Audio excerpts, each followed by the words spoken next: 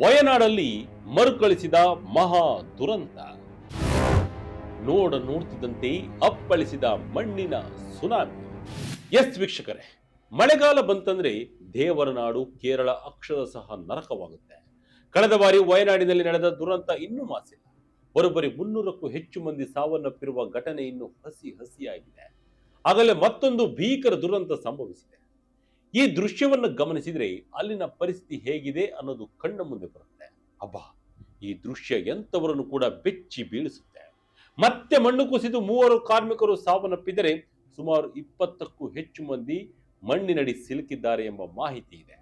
ಹೌದು, ದೇವಲೋಕದಂತಿದ್ದ ಕೇರಳದ ಹಸಿರು ಮಡಿಲು ವಯನಾಡು ಇಂದು ಮತ್ತೆ ಕಣ್ಣೀರಿನ ಸಾಗರವಾಗಿದೆ. ಸೋಮವಾರ ರಾತ್ರಿಯಿಂದ ಸುರಿಯುತ್ತಿರುವ ಆ ರಕ್ತ ಸಮಳಿಗೆ ಕಲ್ಲಾಡಿಯ ಮೀನಾಕ್ಷಿ ಸೇತುವೆಯ ಬಳಿ ಇಡೀ ಬೆಟ್ಟವೇ ಕುಸಿದು ಬಿದ್ದಿದೆ. ಕಣ್ಣು ಮುಚ್ಚುವುದರೊಳಗೆ ಇಡೀ ಪ್ರದೇಶ ಮಣ್ಣಿನ ರಾಶಿಯಾಗಿ ಮಾರ್ಪಟ್ಟಿದೆ. ಎತ್ತ ಕಣ್ಣು ಹಾಯಿಸಿದರೂ ಕೆಸರು, ಧ್ವಂಸಗೊಂಡ ಮನೆಗಳು, ಮಣ್ಣಿನಡಿ ಹೂತು ಹೋದ ವಾಹನಗಳು ಕಾಣಿಸ್ತಾ ಇದ್ದಾವೆ. ಒಂದೊಂದು ದೃಶ್ಯಗಳು ಕೂಡ ಬೆಚ್ಚಿ ಬೀಳಿಸ್ತಿದ್ದಾವೆ. ಹಾಗಾದ್ರೆ ವಯನಾಡಿನಲ್ಲಿ ಸದ್ಯದ ಪರಿಸ್ಥಿತಿ ಹೇಗಿದೆ? ನಿರಂತರ ಭೂಕುಸಿತಕ್ಕೆ ಕಾರಣವೇನು? ಸ್ಥಳದಲ್ಲಿ ರಕ್ಷಣಾ ಕಾರ್ಯಾಚರಣೆ ಹೇಗಿದೆ? ಸಾವಿನ ಸಂಖ್ಯೆ ಇನ್ನೂ ಹೆಚ್ಚಾಗುತ್ತಾ? ಡೀಟೇಲ್ ಆಗಿ ಹೇಳ್ತೀನಿ. ವಯನಾಡಿನ ಅವಳಿ ಸುರಂಗ ಮಣ್ಣು ಪಾಲು. ಕಲ್ಲಾಡಿಯ ಮೀನಾಕ್ಷಿ ಸೇತುವೆ ಪಕ್ಕದಲ್ಲೇ ದುರಂತ.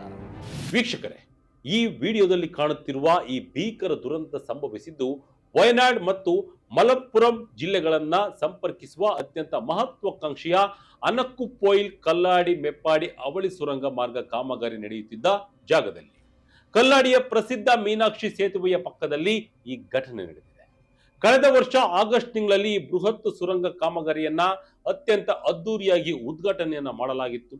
ಸುರಂಗ ತೋಡುವ ಕೆಲಸದಲ್ಲಿ ತೊಡಗಿದ್ದ 100 ವಲಸೆ ಕಾರ್ಮಿಕರು ಇದೇ ಪ್ರದೇಶದ ತಾತ್ಕಾಲಿಕ ಕ್ಯಾಂಪ್ಗಳು ಮತ್ತು ಕಚೇರಿಗಳಲ್ಲಿ ವಾಸ ಮಾಡ್ತಾ ಇದ್ರು. ಆದರೆ ಮಂಗಳವಾರ ಮಧ್ಯಾಹ್ನ ಸುರಿದ ಅತಿ ಭೀಕರ ಮಳೆಗೆ ಇಡೀ ಬೆಟ್ಟವೇ ಸೀಳಿ ಕಾಮಗಾರಿ ನಡೆಯುತ್ತಿದ್ದ ಸ್ಥಳದ ಮೇಲೆ ಧುಮ್ಮಿಕ್ಕಿದೆ. ಚರ್ಚ್, ಮನೆ, ಬಸ್ ನಿಲ್ದಾಣ ಸಂಪೂರ್ಣ ಸಮಾಧಿ. 70 ಅಡಿ ಕಂದಕಕ್ಕೆ ಬಿದ್ದ ಬಸ್, ಜನರು ನೀರು ಪಾಲು. ವೀಕ್ಷಕರೇ, ಈ ಮಣ್ಣು ಕುಸಿತದ ಭೀಕರತೆ ಎಷ್ಟಿತ್ತಂದ್ರೆ ಮೀನಾಕ್ಷಿ ಸೇತುವೆಯ ಪಕ್ಕದಲ್ಲಿದ್ದ ಒಂದು ಸುಂದರ ಚರ್ಚ್, ಒಂದು ವಸತಿ ಮನೆ ಮತ್ತು ಸ್ಥಳೀಯ ಬಸ್ ನಿಲ್ದಾಣವು ಕ್ಷಣಾರ್ಧದಲ್ಲಿ ಸಂಪೂರ್ಣವಾಗಿ ನೆಲಸಮವಾಗಿ ಮಣ್ಣಿನಡಿಯಲ್ಲಿ ಮುಚ್ಚಿ ಹೋಗಿವೆ. ಕಾಮಗಾರಿ ಜಾಗದಲ್ಲಿ ಕೆಲಸ ಮಾಡುತ್ತಿದ್ದ ನೌಕರರ 2 ದೊಡ್ಡ ಬಸ್ಸುಗಳು ಕೂಡ ಕೆಸರಿನ ಅಡಿಯಲ್ಲಿ ಸಮಾಧಿಯಾಗಿವೆ. ಘಟನೆ ನಡೆದ ಸಮಯದಲ್ಲಿ ಸುರಂಗ ಕಾಮಗಾರಿಯ ರಕ್ಷಣಾ ಕೆಲಸದಲ್ಲಿ ನಿರತರಾಗಿದ್ದ ಹಾಗೂ ಬೆಟ್ಟದ ಇಳಿಜಾರನ್ನ ಗಮನಿಸ್ತಾ ಇದ್ದ ಸುಮಾರು 15 ಸಿಬ್ಬಂದಿಗಳು ತಾತ್ಕಾಲಿಕ ಆಫೀಸ್ ಕ್ಯಾಬಿನ್ ಒಳಗೆ ಇದ್ದರು ಎನ್ನಲಾಗಿದೆ. ದುರಂತ ಸಂಭವಿಸುತ್ತಿದ್ದಂತೆ ಇಡೀ ಕಟ್ಟಡವೇ ಮಣ್ಣಿನಡಿಯಲ್ಲಿ ಸಿಲುಕಿಕೊಂಡಿದ್ದು, ಜನರನ್ನ ಹೊತ್ತೊಯ್ಯುತ್ತಿದ್ದ ಬಸ್ ಸುಮಾರು 70 ಅಡಿ ಕಂದಕಕ್ಕೆ ಬಿದ್ದಿದೆ. ಜನರು ನೀರು ಪಾಲಾಗಿದ್ದು, ರಕ್ಷಣಾ ಕಾರ್ಯ ಭರದಿಂದ ಸಾಗ್ತಾ ಇದೆ.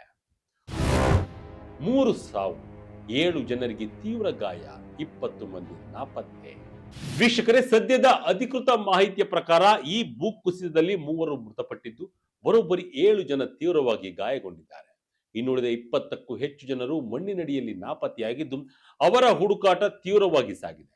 ಸ್ಥಳೀಯರು ಆರಂಭದಲ್ಲೇ ಸಾಹಸ ಪೂರ್ವಕವಾಗಿ ಕಾರ್ಯಾಚರಣೆ ನಡೆಸಿ ಕಣ್ಣೆದುರೆ ಮಣ್ಣಿನಡಿಯಲ್ಲಿ ಸಿಲುಕಿದ್ದ 6 ಜನ ವಲಸೆ ಕಾರ್ಮಿಕರನ್ನ ಯಶಸ್ವಿಯಾಗಿ ಹೊರತೆಗೆದು ಮೆಪ್ಪಾಡಿಯ ಮಿಮ್ಸ್ ಆಸ್ಪತ್ರೆಗೆ ದಾಖಲಿಸಿದ್ದಾರೆ. ಈ ಪೈಕಿ ಒಬ್ಬ ಕಾರ್ಮಿಕನ ಪರಿಸ್ಥಿತಿ ಅತ್ಯಂತ ಆತಂಕಕಾರಿಯಾಗಿದೆ ಎಂದು ವೈದ್ಯರು ತಿಳಿಸಿದ್ದಾರೆ. ಇನ್ನುಳಿದ ನಿವಾಸಿಗಳನ್ನ ಮತ್ತು ಕಾರ್ಮಿಕರನ್ನ ಪತ್ತೆ ಹಚ್ಚಲು ರಕ್ಷಣಾ ಪಡೆಗಳು ಹರಸಾಹಸ ಪಡ್ತಿದ್ದಾವೆ. ಕೇವಲ 3 ಸೆಕೆಂಡುಗಳಲ್ಲಿ ಮುಗಿದೇ ಹೋಯ್ತು ಕತೆ. ವಯನಾಡಿನ ಪ್ರತ್ಯಕ್ಷದರ್ಶಿಗಳು ಹೇಳಿದ್ದೇನು? ಎಸ್ ವೀಕ್ಷಕರೇ, ಸುರಂಗ ಕಾಮಗಾರಿಯ ಪ್ರಮುಖ ಇಂಜಿನಿಯರ್ ಒಬ್ಬರು ಮಾಧ್ಯಮಗಳ ಮುಂದೆ ಈ ದುರಂತ ಕಣ್ಣಾರೆ ಕಂಡ ದೃಶ್ಯವನ್ನ ಬಿಚ್ಚಿಟ್ಟಿದ್ದಾರೆ. ನಾವು ನಿಯೋಜಿತ ಗಡಿಯ ಹೊರಭಾಗದಲ್ಲೇ ನಿಂತಿದ್ದೆವು. ಇದ್ದಕ್ಕಿದ್ದಂತೆ ಬೆಟ್ಟದ ಅತ್ಯಂತ ಎಡಭಾಗದ ಇಳಿಜಾರು ಕ್ಷಣಾರ್ಧದಲ್ಲಿ ಕುಸಿಯಿತು. ಕೇವಲ 3 ರಿಂದ 4 ಸೆಕೆಂಡುಗಳಲ್ಲಿ ಒಳಗಾಗಿ ಬೃಹತ್ ಪ್ರಮಾಣದ ಕೆಸರು ಮೀನಾಕ್ಷಿ ಸೇತುವೆಯ ಕಡೆಗೆ ನುಗ್ಗಿ ಬಂದಿತ್ತು. ಸೇತುವೆಯ ಇನ್ನೊಂದು ತುದಿಯಲ್ಲಿದ್ದ ನಮ್ಮ ಟೆಕ್ನಿಕಲ್ ಟೀಮ್ ತಕ್ಷಣವೇ ಓಡಿ ಹೋಗಿ ಪ್ರಾಣ ಉಳಿಸಿಕೊಂಡಿತ್ತು. ಆದರೆ ಕೆಳಗೆ ಕೆಲಸ ಮಾಡುತ್ತಿದ್ದ ಇತರರು ಕೆಸರಿನ ಸುಳಿಯಲ್ಲಿ ಸಿಲುಕಿಕೊಂಡರು. ಇಲಾಖೆಯ ಪ್ರಕಾರ ಕಳೆದ ಜೂನ್ 12ರಿಂದಲೇ ಸುರಂಗ ಕೊರೆಯುವ ಕೆಲಸವನ್ನ ಸಂಪೂರ್ಣವಾಗಿ ನಿಲ್ಲಿಸಲಾಗಿದೆ. ಕೇವಲ ಮಳೆಯ ಸಮಯದಲ್ಲಿ ಬೆಟ್ಟ ಕುಸಿಯದಂತೆ ತಡೆಯಲು ಗೇಬಿಯನ್ ಕಲ್ಲಿನ ಗೋಡೆ ನಿರ್ಮಿಸುವ ಕೆಲಸ ಮಾಡುವಾಗ ಈ ದುರಂತ ಸಂಭವಿಸಿದೆ. ಸ್ಥಳದಲ್ಲೇ ಬೀಡು ಬಿಟ್ಟ ಎನ್ಡಿಆರ್ಎಫ್ ತಂಡ. ವೀಕ್ಷಕರೇ, ಸದ್ಯದ ಪರಿಸ್ಥಿತಿಯನ್ನ ಎದುರಿಸಲು ಕಲ್ಪೆಟ್ಟಾದಿಂದ ಅಗ್ನಿಶಾಮಕ ದಳ, ಕೇರಳ ಪೊಲೀಸ್, ಅರಣ್ಯ ಇಲಾಖೆ ಹಾಗೂ ರಾಷ್ಟ್ರೀಯ ವಿಪತ್ತು ನಿರ್ವಹಣಾ ಪಡೆ ಅಂದರೆ ಎನ್ಡಿಆರ್ಎಫ್ ಪ್ರತ್ಯೇಕ ರಕ್ಷಣಾ ತಂಡಗಳನ್ನ ಸ್ಥಳಕ್ಕೆ ಧಾವಿಸಿದ್ದು ಜೆಸಿಬಿ ಯಂತ್ರಗಳ ಸಹಾಯದಿಂದ ಮಣ್ಣನ್ನ ತೆರವುಗೊಳಿಸ್ತಾ ಇದ್ದಾರೆ. ತ್ರಿಸೂರ್ನಲ್ಲಿರುವ ಭಾರತೀಯ ರಕ್ಷಣಾ ಪಡೆಯ ಲೈವ್ ಯೂನಿಟ್ ಅನ್ನ ಕೂಡ ಕಟ್ಟೆಚ್ಚರದಿಂದ ಇಡಲಾಗಿದೆ. ಸದ್ಯಕ್ಕೆ ಕಲ್ಲಾಡಿ ಮತ್ತು ಮೆಪ್ಪಾಡಿ ಸಂಪರ್ಕಿಸುವ ಮುಖ್ಯ ರಸ್ತೆಯನ್ನ ಸಂಪೂರ್ಣವಾಗಿ ಬಂದ್ ಮಾಡಲಾಗಿದ್ದು, ಮಣ್ಣು ಕುಸಿಯುವ ಸಂಭವವಿರುವ ಬೆಟ್ಟದ ಇಳಿಜಾರಿನಲ್ಲಿ ವಾಸ ಮಾಡ್ತಾ ಇದ್ದ ನೂರಾರು ಬಡ ಕುಟುಂಬಗಳನ್ನ ಮೆಪ್ಪಾಡಿಯ ತಾತ್ಕಾಲಿಕ ನಿರಾಶ್ರಿತರ ಕೇಂದ್ರಗಳಿಗೆ ಸುರಕ್ಷಿತವಾಗಿ ಸ್ಥಳಾಂತರಿಸಲಾಗ್ತಾ ಇದೆ. ವಯನಾಡಿನಲ್ಲಿ ಪದೇ ಪದೇ ಭೂಕುಸಿತ ಯಾಕೆ? ಎಸ್ ವೀಕ್ಷಕರೇ, ಈ ಭೀಕರ ದುರಂತಗಳಿಗೆ ಕೇವಲ ಮಳೆ ಮಾತ್ರ ಕಾರಣವಲ್ಲ. ಇದರ ಹಿಂದೆ ಪ್ರಕೃತಿಯ ವಿಶಿಷ್ಟ ರಚನೆಯೂ ಇದೆ, ಜೊತೆಗೆ ಮನುಷ್ಯನ ಅತಿಯಾದ ಹಸ್ತಕ್ಷೇಪವೂ ಇದೆ. ವಿಜ್ಞಾನಿಗಳು ಮತ್ತು ಪರಿಸರ ತಜ್ಞರು ಕೆಲವು ಕಾರಣಗಳನ್ನು ಕೂಡ ನೀಡಿದ್ದಾರೆ. ಪಶ್ಚಿಮ ಘಟ್ಟದ ಕಡಿದಾದ ಭೌಗೋಳಿಕ ರಚನೆ, ಅತಿವೃಷ್ಟಿ ಹಾಗೂ ಮೆಗಾ ಸ್ಫೋಟ. ಕೇರಳದ ವಯನಾಡ್, ಇಡುಕ್ಕಿ, ಪಾಲಕ್ಕಾಡ್ ಜಿಲ್ಲೆಗಳು ಪಶ್ಚಿಮ ಘಟ್ಟಗಳ ಸಾಲಿನಲ್ಲಿ ಬರುತ್ತವೆ. ಇಲ್ಲಿನ ಬೆಟ್ಟಗಳು ಅತ್ಯಂತ ಕಡಿದಾಗಿವೆ. ಮಳೆಗಾಲದಲ್ಲಿ ಬೆಟ್ಟದ ಮೇಲ್ಭಾಗದಲ್ಲಿ ಮಣ್ಣು ನೀರನ್ನ ಹೀರಿಕೊಂಡು ಭಾರವಾದಾಗ ಗುರುತ್ವಾಕರ್ಷಣೆಯ ಬಲದಿಂದ ಅದು ತಕ್ಷಣವೇ ಕೆಳಕ್ಕೆ ಜಾರುತ್ತದೆ. ಇದು ನೈಸರ್ಗಿಕ ಪ್ರಕ್ರಿಯೆ, ಆದರೂ ಇತ್ತೀಚೆಗೆ ಮಿತಿ ಮೀರಿದೆ. ಇನ್ನು ಹವಾಮಾನ ಬದಲಾವಣೆಯಿಂದಾಗಿ ಈಗ ಮಳೆ ಬೀಳುವ ಶೈಲಿಯೇ ಬದಲಾಗಿದೆ. ಇಡೀ ತಿಂಗಳು ಸುರಿಯಬೇಕಾದ ಮಳೆ ಕೇವಲ 2 ರಿಂದ 3 ದಿನಗಳಲ್ಲಿ ಸುರಿದು ಬಿಡುತ್ತೆ. ವೈಜ್ಞಾನಿಕವಾಗಿ ಹೇಳಬೇಕಂದ್ರೆ, ಅಲ್ಪಾವಧಿಯಲ್ಲಿ ಭಾರೀ ಪ್ರಮಾಣದ ನೀರು ಮಣ್ಣಿನ ಪದರಕ್ಕೆ ಸೇರಿದಾಗ ಮಣ್ಣಿನ ಕಣಗಳ ನಡುವಿನ ಹಿಡಿತ ಸಡಿಲವಾಗುತ್ತೆ. ಇದನ್ನ ಸಾಯಿಲ್ ಫೋರ್ ಪ್ರೆಷರ್ ಎನ್ನಲಾಗುತ್ತದೆ. ಇದು ಹೆಚ್ಚಾದಾಗ ಇಡೀ ಬೆಟ್ಟವೇ ಕಸರಾಗಿ ಬೀಳುತ್ತದೆ. ಗ್ಯಾಡ್ಗಿಲ್ ವರದಿಯ ನಿರ್ಲಕ್ಷ್ಯ, ಪರಿಸರ ನಾಶ, ಅವೈಜ್ಞಾನಿಕ ಗಣಿಗಾರಿಕೆ, ಕ್ವಾರಿಗಳು. ಇದು ಅತ್ಯಂತ ಗಂಭೀರವಾದ ವಿಷಯ. ಪರಿಸರ ತಜ್ಞ ಮಾಧವ್ ಗ್ಯಾಡ್ಗಿಲ್ ನೇತೃತ್ವದ ಸಮಿತಿಯು ಈ ಪಶ್ಚಿಮ ಘಟ್ಟಗಳನ್ನ ಪರಿಸರ ಸೂಕ್ಷ್ಮ ವಲಯ ಎಂದು ಘೋಷಿಸಿತ್ತು. ಇಲ್ಲಿ ಯಾವುದೇ ದೊಡ್ಡ ನಿರ್ಮಾಣ ಕಾಮಗಾರಿಗಳನ್ನ ನಡೆಸಬಾರದು ಎಂದು ಸರ್ಕಾರಗಳಿಗೆ ಎಚ್ಚರ ಕೊಟ್ಟಿತ್ತು. ಆದರೆ ಆ ವರದಿಯನ್ನ ಕಸದ ಬುಟ್ಟಿಗೆ ಹಾಕಿದ ಪರಿಣಾಮ ಇಂದು ಬೆಟ್ಟ ಪ್ರದೇಶಗಳಲ್ಲಿ ರೆಸಾರ್ಟ್ಗಳು, ಹೋಟೆಲ್ಗಳು ತಲೆ ಎತ್ತಿವೆ. ರಸ್ತೆ ಮತ್ತು ಸುರಂಗಗಳಿಗಾಗಿ ಬೆಟ್ಟಗಳ ಬುಡವನ್ನೇ ಕತ್ತರಿಸಲಾಗ್ತಾ ಇದೆ. ಇದು ಇಡೀ ಬೆಟ್ಟದ ಸ್ಥಿರತೆಯನ್ನೇ ಹಾಳುಗೆಡುತ್ತಾ ಇದೆ. ಇನ್ನು ಕೇರಳದ ಬೆಟ್ಟಗಳಲ್ಲಿ ಕಲ್ಲು ಗಣಿಗಾರಿಕೆ ವ್ಯಾಪಕವಾಗಿ ನಡೀತಾ ಇದೆ. ಕಲ್ಲುಗಳನ್ನು ಒಡೆಯಲು ಬಳಸುವ ಭಾರೀ ಪ್ರಮಾಣದ ಡೈನಮೈಟ್ ಸ್ಫೋಟಗಳು ಇಡೀ ಭೂಪ್ರದೇಶದಲ್ಲಿ ಕಂಪನವನ್ನ ಸೃಷ್ಟಿಸುತ್ತವೆ. ಇದರಿಂದಾಗಿ ಬೆಟ್ಟಗಳ ಒಳಗಿನ ಬಂಡೆಗಳಲ್ಲಿ ಬಿರುಕುಗಳು ಮೂಡುತ್ತವೆ. ಮಳೆಗಾಲದಲ್ಲಿ ನೀರು ಆ ಬಿರುಕುಗಳ ಮೂಲಕ ಒಳ ಹೋಗಿ ಇಡೀ ಗುಡ್ಡ ಕುಸಿಯುವಂತೆ ಮಾಡುತ್ತದೆ.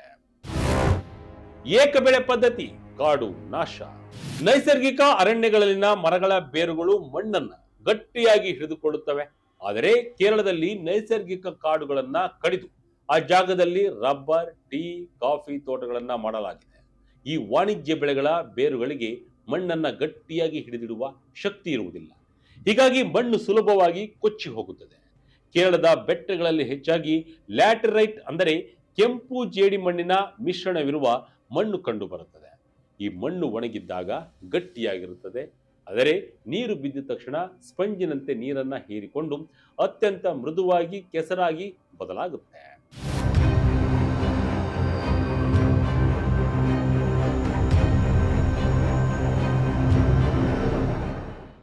ನೋಡಿದ್ರಲ್ಲ ವೀಕ್ಷಕರೇ, ವಯನಾಡಿನ ಈ ಭೀಕರ ದುರಂತ ಪ್ರಕೃತಿ ನೀಡುತ್ತಿರುವ ಮತ್ತೊಂದು ಕಠಿಣ ಎಚ್ಚರಿಕೆಯ ಗಂಟೆ. ಅಭಿವೃದ್ಧಿಯ ಹೆಸರಿನಲ್ಲಿ ಪಶ್ಚಿಮ ಘಟ್ಟಗಳ ಒಡಲನ್ನ ಸೀಳುತ್ತಾ ಹೋದರೆ ಪ್ರಕೃತಿ ಇಂತಹದ್ದೇ ರೌದ್ರಾವತಾರವನ್ನ ತೋರಿಸುತ್ತಿರುತ್ತದೆ ಎಂಬುದಕ್ಕೆ ಈ ಕಲ್ಲಾಡಿಯ ಸುರಂಗ ಮಾರ್ಗದ ದುರಂತವೇ ಸಾಕ್ಷಿ. ಇನ್ನಾದರೂ ಸರ್ಕಾರಗಳು ಗ್ಯಾಡ್ಗಿಲ್ ವರದಿಯ ಎಚ್ಚರಿಕೆಗಳನ್ನ ಗಂಭೀರವಾಗಿ ಪರಿಗಣಿಸಿ ಅವೈಜ್ಞಾನಿಕ ಕಾಮಗಾರಿಗಳಿಗೆ ಬ್ರೇಕ್ ಹಾಕಬೇಕಾಗಿದೆ. ಇಲ್ಲದಿದ್ದರೆ ದೇವರ ನಾಡು ಕೇರಳ ದುರಂತಗಳ ನಾಡಾಗುವುದರಲ್ಲಿ ಯಾವುದೇ ಸಂಶಯವಿಲ್ಲ. 2024ರಲ್ಲಿ ಸಂಭವಿಸಿದ ದುರಂತದಲ್ಲಿ 300ಕ್ಕೂ ಹೆಚ್ಚು ಮಂದಿ ಸಾವನ್ನಪ್ಪಿದರು. ಈಗ ಅಂತಹದೇ ದುರಂತ ಸಂಭವಿಸಿದ್ದು ಇಡೀ ಕೇರಳವನ್ನೇ ನಡುಗಿಸಿದೆ. ಇದಾಗಿತ್ತು ಈ ಕ್ಷಣದ ಅಪ್ಡೇಟ್. ಇದೇ ರೀತಿಯ ಅಪ್ಡೇಟ್ಗಳಿಗಾಗಿ Vijaya Kanaka website, YouTube page, Facebook page follow ಮಾಡ್ತಾ ಇರಿ. ಧನ್ಯವಾದಗಳು.